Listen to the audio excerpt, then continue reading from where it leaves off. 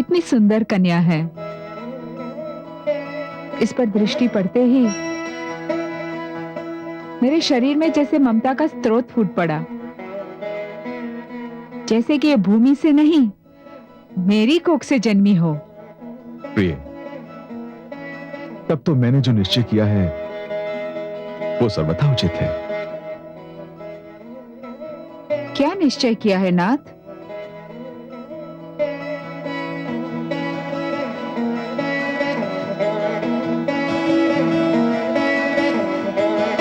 प्रिय,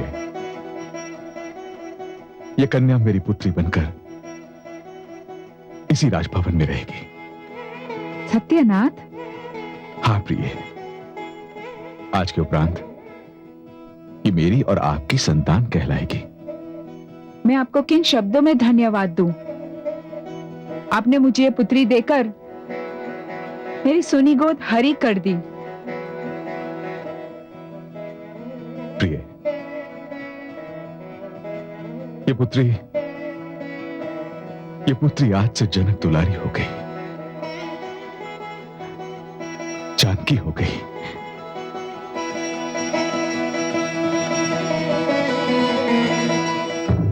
मैं मां हूं, धरती मां। भगवान श्री विष्णु दशरथ के आंगन में खेल रहे हैं। माता लक्ष्मी मेरी गोद से उठकर राजा जनक की गोद में पहुंच गई। आज तो मेरा कण कण पावन हो गया। वो शुभ कथा आरंभ होने ही वाली है जिसकी संसार प्रतीक्षा कर रहा है। किंतु वो कथा ही क्या, जिसमें कोई मोड़ न आए, कोई उलझन न दिखाई दे। सो इस कथा के आरंभ होने से पहले ही मिथिला में एक विवाद उठ खड़ा हुआ। ये कैसे संभव है? ऐसे अनर्थ हुए तो हमारे समाज की तो नींव हिल जाएगी। आप सत्य कहते हैं आचार्य। यदि लोग यूं ही आगे चलकर खेतों में पड़े शिशुओं को अपनी संतान बनाने लगे तो सामाजिक व्यवस्था का क्या होगा, जो हमारे पुरखों के परिश्रम का फल है और न जाने हम उस पर कब से चलते आ रहे हैं। हाँ, किंतु हे आचार्य, यदि राजा जनक ने स्वेच्छा से किसी कन्या को अपनी पुत्री माना है तो उसमें हम कौन होते हैं आपत्ति करने वाले? ये कैसी बिना सिर पैर की बात कही आपने। अरे राजा जनक उच्च कुलीन है, महारानी सुनैना भी उच्च कुलीन है, किंतु ये भूमि कन्या उच्च कुलीन है अथवा नहीं हमें पता नहीं। इसके शरीर में किसका रक्त है हमें यह भी नहीं पता, और इसका कुल उसका तो हमें बिल्कुल ही नहीं पता। नहीं, हम ये सहन नहीं कर सकते। हाँ, हम मिथिला नरेश से जाकर पूछेंगे कि वे हमारे पुरखों की परंपरा को क्यों तोड़ रहे हैं। उन्हें हमारे प्रश्नों का उत्तर देना होगा। हाँ, उन्हें उत्तर देना ही होगा। हाँ, चलिए चलिए। चलिए।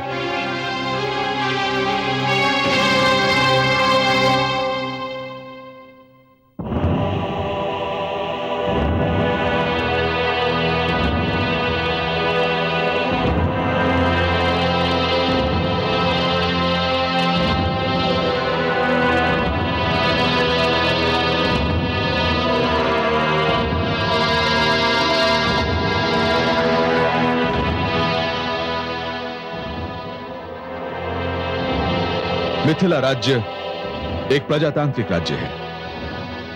यहां किसी को भी अपने मन की बात कहने की पूर्ण स्वतंत्रता है। मैंने सुना है कि कुछ ब्राह्मण हमसे रुष्ट हैं। हाँ महाराज, हमें सुनकर बहुत दुख हुआ कि आप उस दिन भूमि से प्राप्त हुई कन्या को अपनी पुत्री बनाने की सोच रहे हैं। सोच रहा नहीं हूं ब्राह्मण देव, सोच चुका हूं, निर्णय ले चुका हूं। अब वो मेरी पुत्री है और मैं औपचारिक रूप से इसकी घोषणा भी कर चुका हूं। ये कैसे संभव है महाराज? उस कन्या का तो गोत्र, वंश तथा समाज का कुछ अता पता नहीं। हाँ महाराज, वो ये भी नहीं जानता कि उसके माता पिता हैं कौन। हाँ, वंश, गोत्र, समाज, ये आप कैसी बातें कर रहे हैं श्रीमान? वो कन्या है, वही कन्या जो माता का रूप होती है। वो तो जननी है। आप मुझे क्षमा करें श्रीमान, किंतु आप उसका वंश, गोत्र और समाज पूछ रहे हैं जो स्वयं वंश, गोत्र और समाज को जन्म देती है। उसका कुल तो समस्त संसार है। क्या इस धरती पर कोई भी वंश, गोत्र या समाज बिना कन्या के जन्म ले सकता है? मुझे तो लगता है कि ईश्वर ने मुझे इसीलिए संतान नहीं दी थी कि मैं इस कन्या का पिता बन सकूं।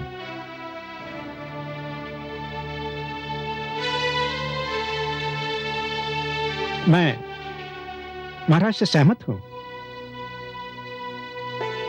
मैं आपको धन्यवाद देता हूं गुरु शतानंद।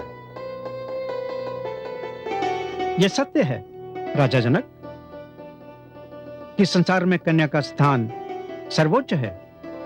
वही माता का रूप धारण करती है, वही संसार की जननी है। क्या अब भी किसी को कोई आपत्ति है?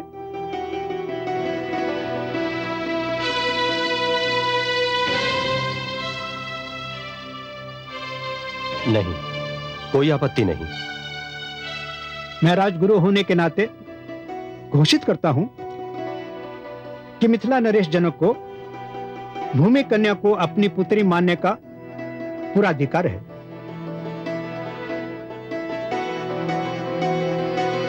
आयुष्मान भव।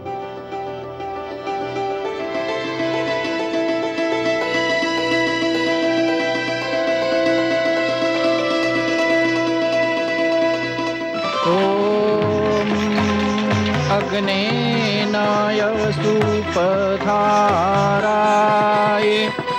अस्मान् विश्वानि देवयूनानि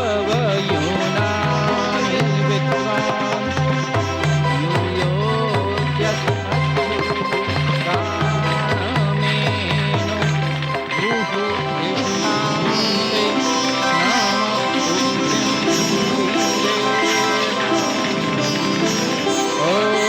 अग्निमीळे पुरोहितम्।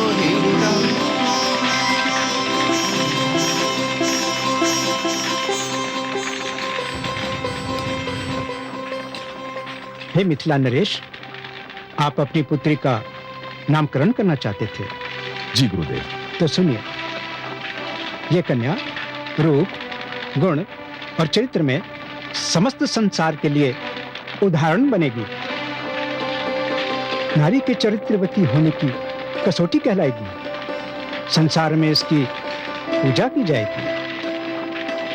यह कन्या अब आपके हृदय वंश का अंश बन गई है, इसलिए ये वैदेही भी कहलाएगी। आपने इसे अपनी पुत्री मान लिया है, इसलिए इसे जानकी भी कहकर पुकारा जाएगा। हे गुरुदेव, इस कन्या का अपना एक अस्तित्व भी है। ये सारे नाम तो इसकी उपाधियां मात्र हैं। स्वयं इसका भी तो कोई नाम होना चाहिए गुरुदेव। अवश्य। हे राजा जनक, आपने इस कन्या को एक खेत में पाया था, और उस समय पाया था जब आप धरती पर हल चला रहे थे। इसलिए मैं इस कन्या को सीता नाम देता हूं। सीता अर्थात? सीता अर्थात धरती पर हल चलने से बनने वाली रेखा, यही इसका नाम होगा। इसी नाम से ये ख्याति पाएगी, इसी नाम से इसकी पूजा होगी। सीता, जनक दुलारी सीता।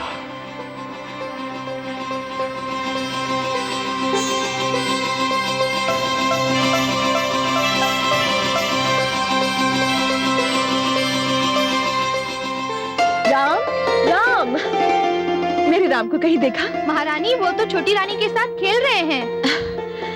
दोनों को एक दूजे के बिना चैन ही नहीं आता।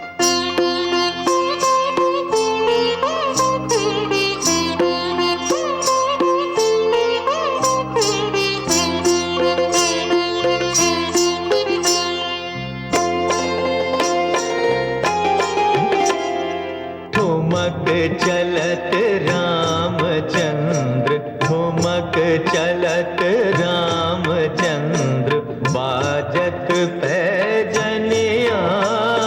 ठुमक चलत रामचंद्र, बाजत पैजनिया। ठुमक चलत रामचंद्र।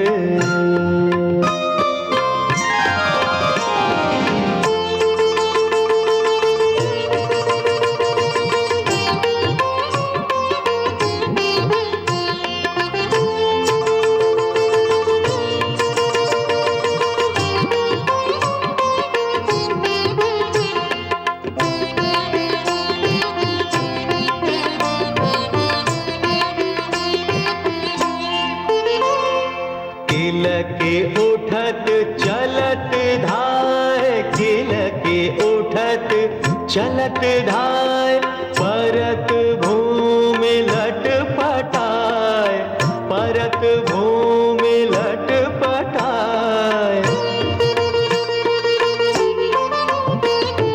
धाय मात गोद लेत हो,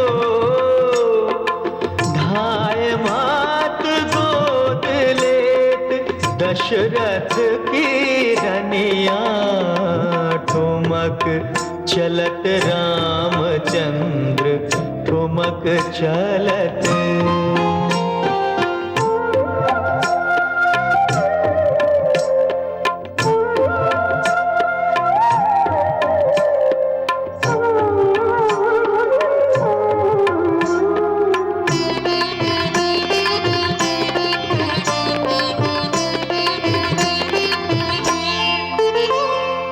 तुलसीदास अति आनंद, तुलसीदास अति आनंद, निरखी के मुखार विंद, निरखी के मुखार विंद। रघुवर की छवि अपार हो, रघुवर की छवि अपार, रघुवर मुख बनिया, ठुमक चलत रामचंद्र, ठुमक चलत रामचंद्र, बाजत पैजनिया, ठुमक चलत रामचंद्र, बाजत पैजनिया, ठुमक चलत रामचंद्र।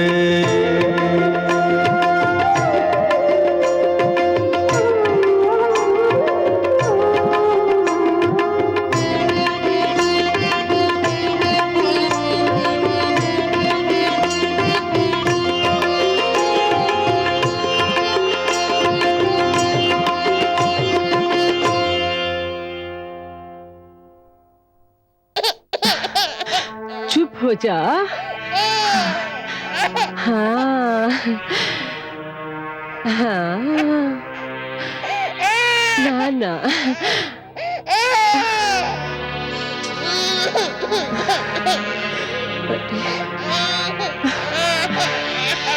अरे लाओ धाई माँ, इसे मुझे दे दो। अब ध्यान आया। मैं तो समझी थी कि महारानी कौशल्या के पुत्र के ध्यान में तुम ये भी भूल चुकी हो कि तुम्हारा भी कोई पुत्र है। धाई माँ, मैं आपकी भावना समझती हूँ, पर मैं क्या करूं? राम है ही ऐसे प्यारे कि मेरी दृष्टि उनके मुख से हटती ही नहीं। मेरी ही नहीं, सबकी यही दशा है। देखा नहीं है आपने, सब उनके चारों ओर कैसे मंडराते रहते हैं। हाँ हाँ, देखा है मैंने, भली भांति देखा है। किंतु दूसरे के बालक से स्नेह करने का यह अर्थ तो नहीं कि अपने ही बालक को भुला दिया जाए। भरत का तुम पर सर्वप्रथम अधिकार है। मैं जानती हूँ धाई माँ, किंतु क्या आप जानती हैं, जितना मैं राम को चाहती हूँ, उतना ही महारानी कौशल्या मेरे भरत से प्रेम करती है। मैं इस विषय में क्या कहूँ? छोटा मुंह बड़ी बात होगी। मैं तो केवल ये जानती हूँ कि मेरा भरत तुम्हारे प्रेम को तरस रहा है, और मुझे ये तनिक भी अच्छा नहीं लगता, तनिक भी अच्छा नहीं लगता। आप अपनी भावनाओं की बंदी हैं धाई माँ, कभी उनसे ऊपर उठकर तो देखिए, आप भी राम को प्रेम करने लगेंगी। लाओ, मेरे पुत्र को मुझे दे दो। अरे अरे अरे अरे, मेरा लाडला पुत्र, अरे मेरा लाडला पुत्र। क्यों? अरे देखा, ये भी मेरी बात से सहमत है।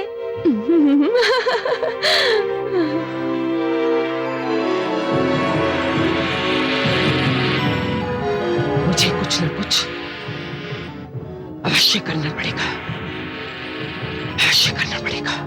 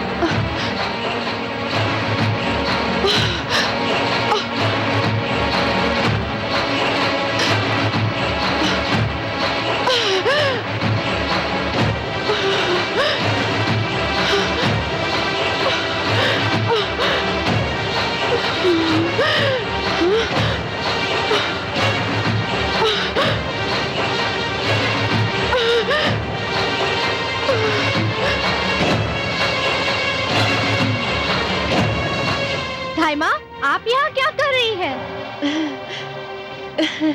कुछ नहीं, राम रो रहा था।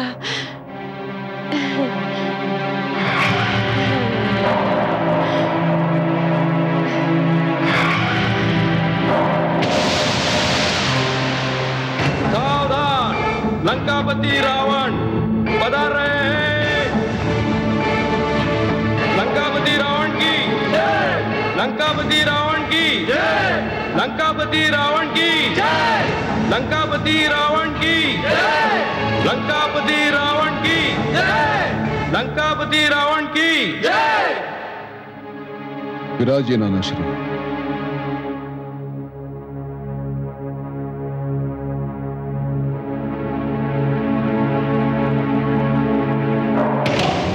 हे मेरे प्रिय प्रजाजनों, मैं आपके लिए एक अनुपम भेंट लाया हूं।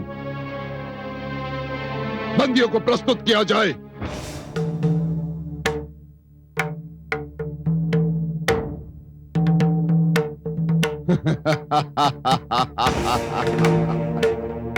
आओ इंद्र आओ।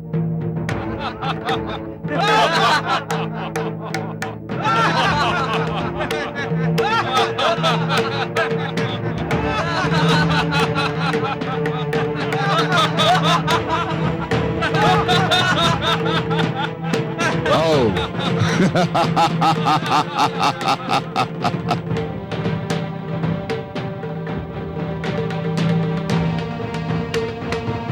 हे लंकावासियों,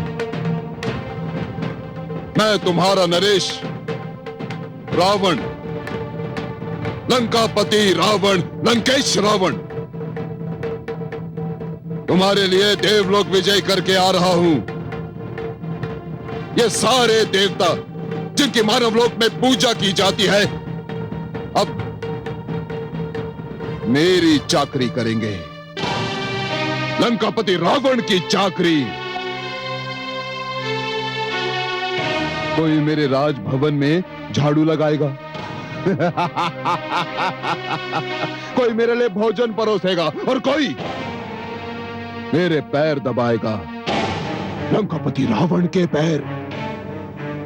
क्यों इंद्र, मैंने सत्य कहा ना? ये सारे के सारे मेरे दास बनेंगे। ये देवता स्वयं को उच्च समझते हैं, श्रेष्ठ समझते हैं।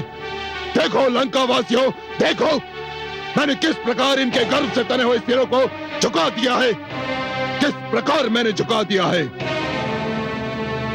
और अब मेरा अगला पग होगा मानव लोक की ओर।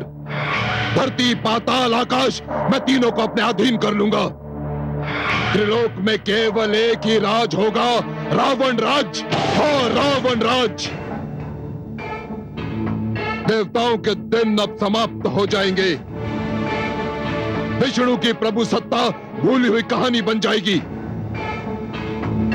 त्रिलोक में केवल एक ही नाम गूंजेगा, 10 दिशाओं में केवल एक ही नाम गूंजेगा, पृथ्वी पाताल आकाश में केवल एक ही नाम गूंजेगा, रावण।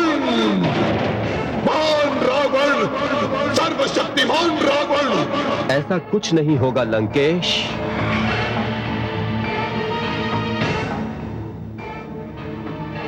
कौन है ये? कौन है ये? किसके मुख से निकली यह शुभ वाणी? कौन है ये? ये मैंने कहा लंकेश। तू कौन है? तू? मैं काल हूँ, मुझे महाकाल भी कहते हैं। तुझे साहस कैसे हुआ ऐसी अशुभ बात कहने का?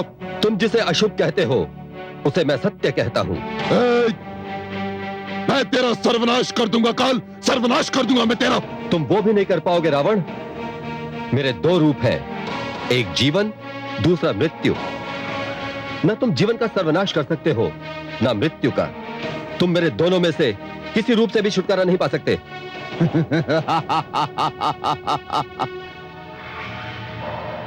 रे मूढ़ बुद्धि, क्या तू जानता है कि तू किससे बात कर रहा है? हाँ, मैं जानता हूँ। मैं लंकापति रावण से बात कर रहा हूँ। तू ये जानता है कि मैं लंकापति रावण हूँ, फिर भी तुझे भय नहीं हो रहा? मेरे लिए तुमसे भयभीत होने का कोई कारण नहीं है रावण, क्योंकि मेरी मुट्ठी में तुम्हारा अतीत भी है, वर्तमान भी और भविष्य भी। तुम मेरी मुट्ठी से निकल ही नहीं सकते, कभी नहीं।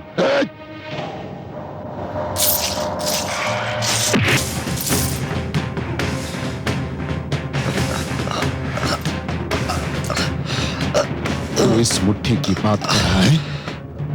देख, खोल दिया मैंने अपना अतीत, वर्तमान और भविष्य। देख, खोल दिया मैंने।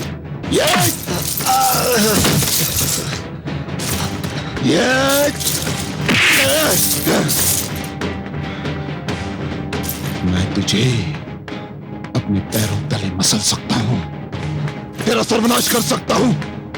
तो अब देख मैं तेरी क्या दशा बनाता हूं। सैनिकों, ले जाओ इसे और इसे मेरे सिरहाने बांधो। ले जाओ इसे।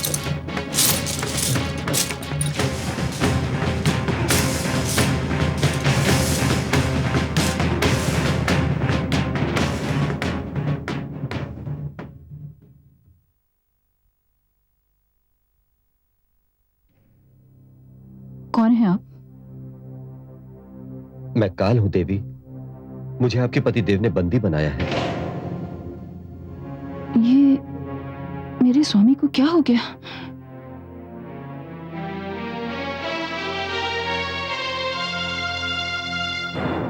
स्वामी, ये आपने क्या किया? क्या किया? आपने काल को बंदी बना लिया? हाँ, काल को बंदी बना लिया, इसे अपने सिरहाने बांध दिया और संसार को बता दिया महारानी कि लंकापति रावण के समक्ष काल की भी कोई गिनती नहीं। स्वामी, आप तो विद्वान हैं, आप तो जानते हैं कि काल का दूसरा नाम मृत्यु है। तो क्या हुआ महारानी? आपने बहुत बड़ा अनर्थ कर दिया स्वामी। वो कैसे? स्वामी, आपने मृत्यु को सिर पर लाकर खड़ा कर दिया, स्वयं के इतना निकट। स्वामी, मैं तो सिर से पांव तक कांप उठे हैं स्वामी।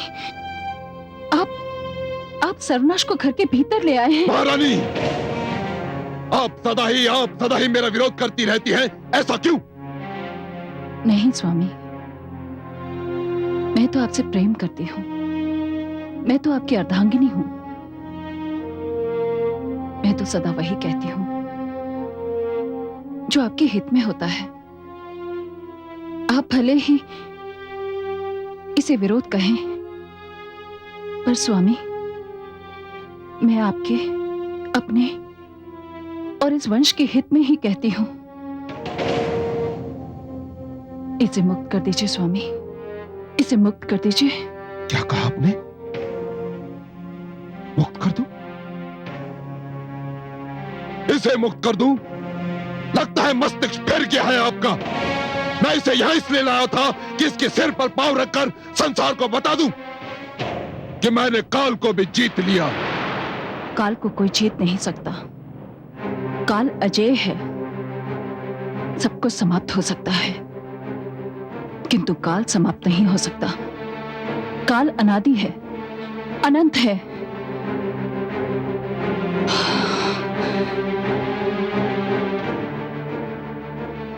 स्वामी, इसे मुक्त कर दीजिए। महारानी, मैंने आपसे पहले भी कहा था और आज फिर दोहराता हूं कि अपनी सीमाएं पहचानिए। मेरे कार्य में हस्तक्षेप करने का दुस्साहस ना कीजिए, अन्यथा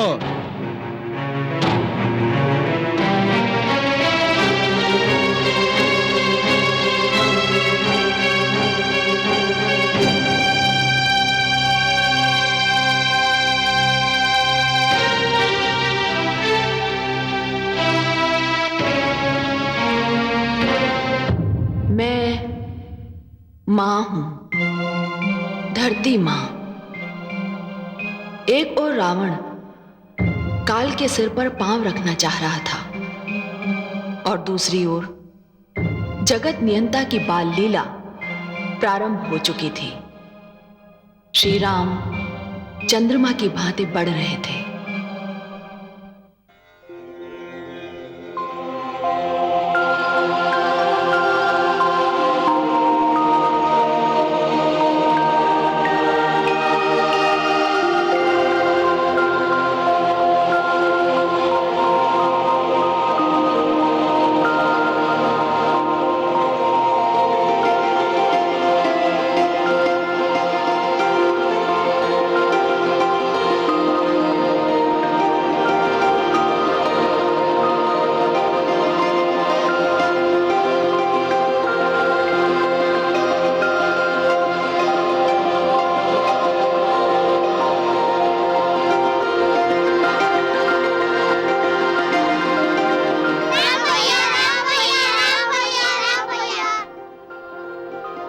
राम भैया, आज हम बन जाएंगे। उस दिन जो छोटा सा मृग दिखाई दिया था ना, उसे हम पकड़ के अपने भवन में लाएंगे। और वो छोटा सा हाथी भी जो गजराज के पीछे पीछे भागता है। चलो ना भैया। हम अवश्य चलेंगे, किंतु अभी अभी सवेरा हुआ है और सवेरा होते ही जानते हो सबसे पहले क्या किया जाता है? क्या किया जाता है भैया? आँख खुलते ही सबसे पहले माता पिता के चरणों में शीश नवाया जाता है, उन्हें प्रणाम किया जाता है। सवेरे सवेरे माता पिता के चरणों में सिर झुकाने से भाग्य खुल जाता है। तो चलो हम भी पहले यही कार्य करते हैं। चलो, चलो।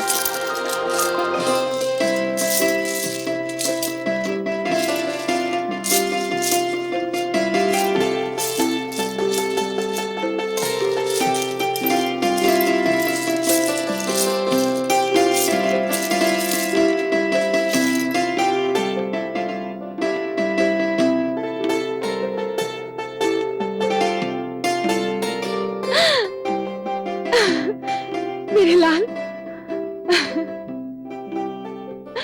ये सब कुछ तुमको किसने सिखाया? राम भैया ने। राम भैया ने? हाँ, कहते हैं माता पिता के चरण छूने से भाग्य खुल जाता है।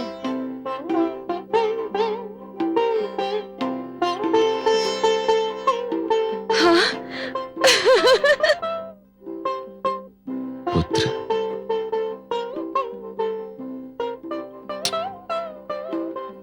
धन्य हो पुत्र।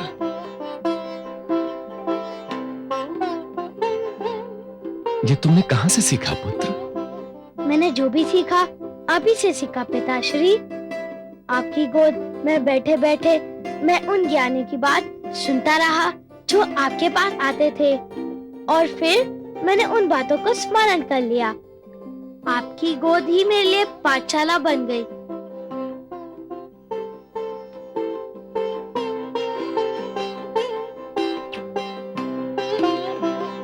यशस्वी भव पुत्र, यशस्वी भव। प्रणाम महाराज, ऋषि वशिष्ठ आपसे मिलने आए हैं। लो, ज्ञान और शिक्षा की बात हो रही थी और गुरुदेव भी आ गए। मैं अभी उनसे मिलकर आता हूं।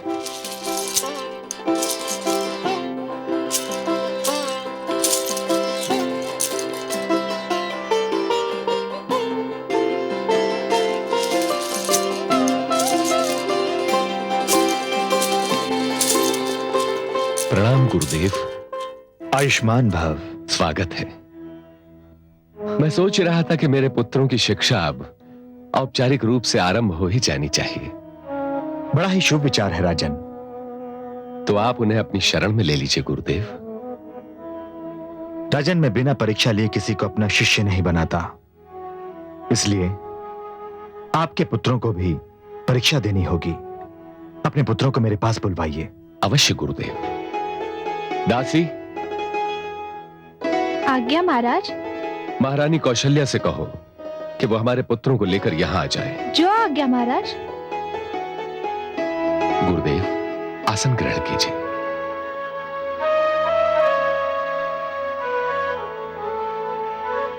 मुझे आशा ही नहीं वरन पूर्ण विश्वास है कि मेरे पुत्र आपके शिष्य बनने के योग्य सिद्ध होंगे।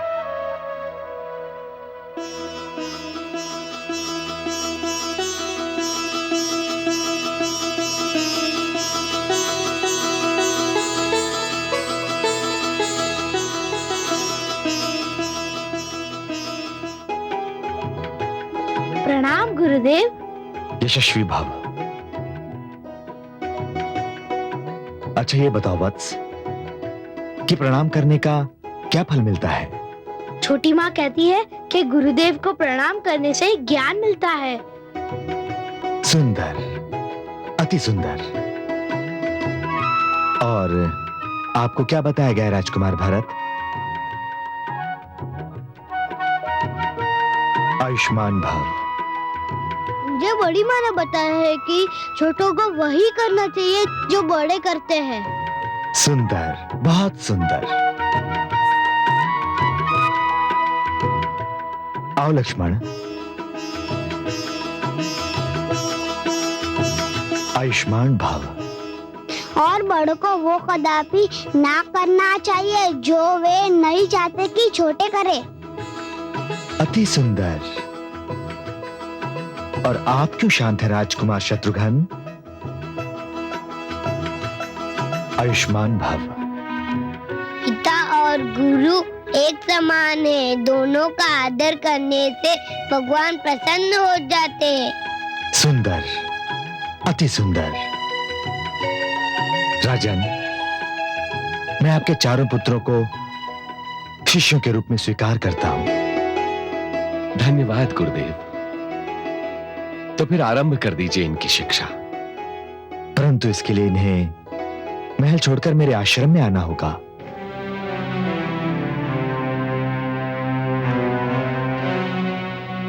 गुरुदेव, ये कैसे संभव है?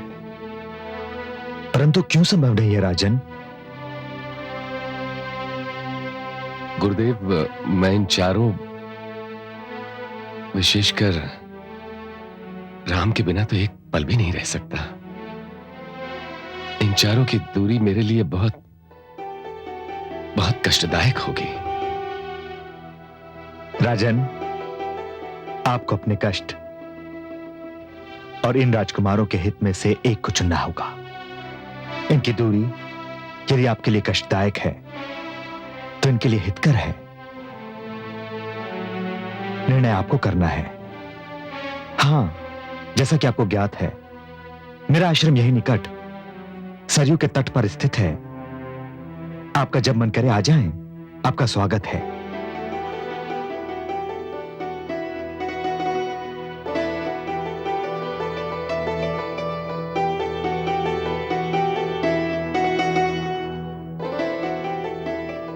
तो गुरुदेव, कब भेजूं इन्हें आपके आश्रम? शुभस्य शीघ्रम। हम तैयार हैं। क्यों अनुज? हाँ। आओ, चलो।